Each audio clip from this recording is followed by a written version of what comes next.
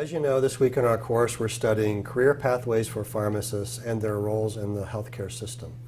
And I'm very happy to have with us Dr. Joy Lehman, who is a specialty practitioner at our medical center here at Ohio State, working in women and infants. And Joy, you are positioned, it seems to me, to kind of help us think about both of these issues, both career trajectory as well as what pharmacists are doing, particularly in this case in hospital.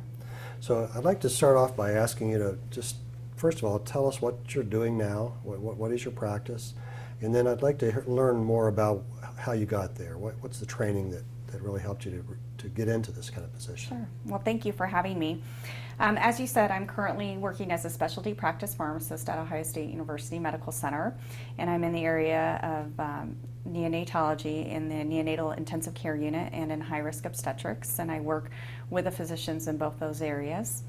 I did my pharmacy degree here at Ohio State as well as my residency, and I did my residency in nutrition support. And I actually used my skills as a nutrition support pharmacist in the neonatal ICU, as many of the babies are unable to take their nutrition by mouth. And I also obtained board certification as a nutrition support pharmacist in 2007. Okay. Well, you've touched on a number of things that we were studying in this course, residency training, board certification, for example. And so we might even drill down into some of that as we go through this discussion. But I'd like to think about you as you've had some varied experiences, and you've worked with neonates and you've worked with nutritional support, and you're moving more now, as I understand it, working with oncology patients as well. Mm-hmm. So you've got a unique perspective on a variety of things.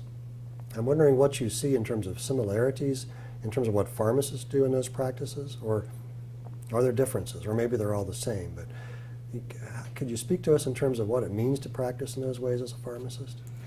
I think one of the things that's unique about neonatology and nutrition support and sometimes even oncology is those areas are very, very specialized. And unlike maybe internal medicine or cardiology, where you have very large studies encompassing a lot of patients, you hear the buzzword evidence-based medicine a lot. Sure. And unfortunately, I don't always have large studies or research to go to when answering a question. So oftentimes I have to rely on the basic science knowledge that I obtained in pharmacy school to answer the questions. And I really enjoy that. Sometimes it presents itself somewhat as a medical mystery to look at the drug and see how the patient's going to respond to that, to answer the question that the physician is presenting to me. So that I think is really unique in the areas of which that I've practiced. I think there are similarities, though. I think that medicine in general is becoming very complex, and the physicians are really relying on the pharmacists to be very knowledgeable, not only in the areas that they practice in, but really have knowledge in other areas, or be able to bring that knowledge to the table when they ask, questions, and to know what resources to go to. So some commonalities in terms of people working together to solve medication problems. With the different patient bases, sometimes we have different backgrounds that are kind of, I guess, knowledge base that we have behind them. Exactly. And it's interesting you threw in evidence-based medicine. We've been talking about that in this course as well. So Joy, I'm wondering, you haven't had that long of a career yet, but you've been around a little while, and you've seen some changes in hospital practice. What changes have you seen, and where do you think we're headed in terms of what pharmacists do in hospitals?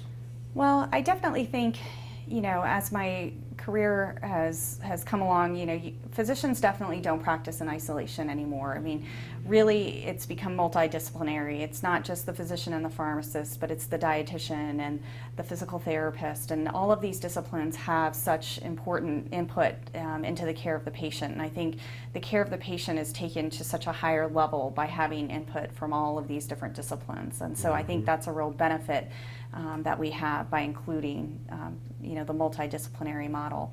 I think some of the changes that are evolving are really not only diagnosis and treatment, but how is that treatment going to affect the patient? What is the quality of life?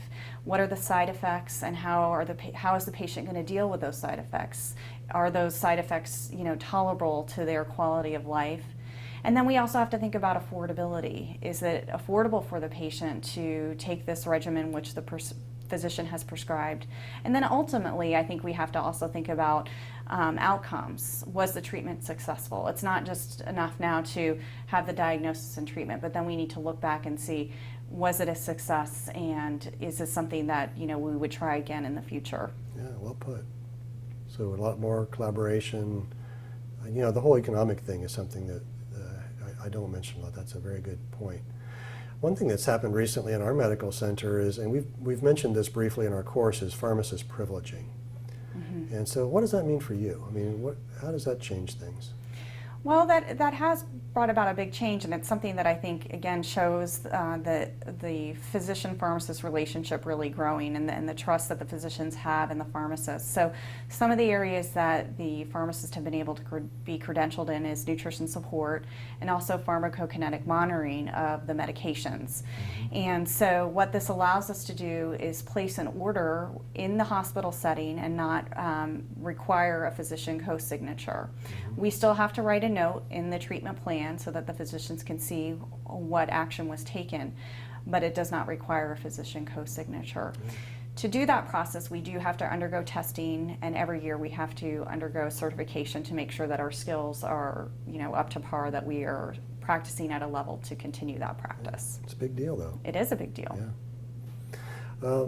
Joy, I wanted to talk to you a little bit about, we mentioned that you're board certified, and we've learned about the Board of Pharmacy Specialties and what the specialties are, and so I think our students have a basic understanding of what that means. Could you kind of tell us, what you've seen in terms of, it seems to me that this is another sea change happening around specialty certification. The numbers of specialties are growing, and the number of those who have been certified is growing. Do you see trends here? What changes have you seen, and what do you see in the future? I mean, do you think we'll come to a point where everybody's going to be board certified in something? I do think we're growing closer to that point, particularly in the hospital pharmacy setting. When I first started out, there were only, a few hundred pharmacists throughout the country who were board certified, and it really designated a pharmacist as an elite specialty practice pharmacist. Mm-hmm. But as more and more pharmacists undergo residency training, and more pharmacists are undergoing board certification, I really think it's becoming, just as a physician would become board certified in a specialty, I really feel in the hospital setting that it's going to become a requirement to practice in a particular area if you want to work as a specialty practice pharmacist. Yeah. So you see it evolving that way. Mm-hmm. It's certainly grown, for sure. Absolutely.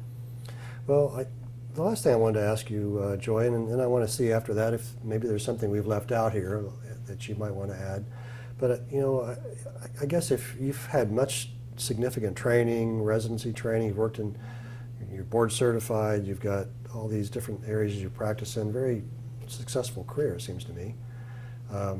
But if you were starting out again, maybe you do everything the same way, but is there something you would, if I'm watching this video and I'm saying, boy, I want to do that, what would you do differently? Well, I always tell my students if I could go back, I would definitely pay more attention in my basic pharmacy science classes, because I had no idea how much those would impact my career and how much that I would use them on a daily basis. But I think more importantly, as a pharmacist who practices in an academic institution, it's really paying attention to how to evaluate medical literature and taking time to really learn drug information. If you have the opportunity to either take a drug information course in pharmacy school or within residency, I think that is a very valuable experience, and one that I really didn't take advantage of as a resident, and one that I really wish that I would have, because really understanding how to evaluate medical literature is so important when you're trying to answer questions. Yeah, you bet. And you mentioned the idea of the basic sciences a couple of times during this discussion, and we studied the pharmaceutical disciplines earlier in the course, and we actually asked a question for our discussion boards of, why do I have to study all this stuff? And you're helping us to see why that is. Yeah, and I asked myself a lot when I was in pharmacy school, am I ever going to use this? And there are definitely times where it comes up, and I think it definitely is important. It's an interesting thought because the drugs change and the therapies change, but to a large extent, the basic science doesn't. Mm-hmm. Well, the body never changes. Right. So how the receptors, we may have different understanding of the receptors, or, how those things work. And, definitely with pharmacogenomics, that's opening up a whole new level. But the body itself isn't changing. Right. Our understanding of it is. And so that's really key. Yeah, that's a very good point. So, as we think about what pharmacists do in hospitals, is there anything that I've left out here? Is there anything else that you want to add? And We'll have other guests for sure, but any final thoughts you have? Well, I just think it's a wonderful career field. I think it's something that it's definitely collaborative, and it's something that I've really enjoyed, and I definitely think it's something worth looking into. You definitely have to be able to communicate with physicians, and communicate with patients. But it's so enjoyable and very, very rewarding. Yeah, very good. Well, communication's key. That's a good point too. So anything we can do to improve our communication skills is all Absolutely. good. Because even if you think you're working in an ICU setting and that you wouldn't have to really talk with your patients may not be your primary person, but you have to communicate with nurses, physicians, and other health disciplines. And their families. And the families, absolutely. Yeah. Well, thank you for being with us. Thank you for having me. I appreciate it. Thank you. Good luck to you. Thank you.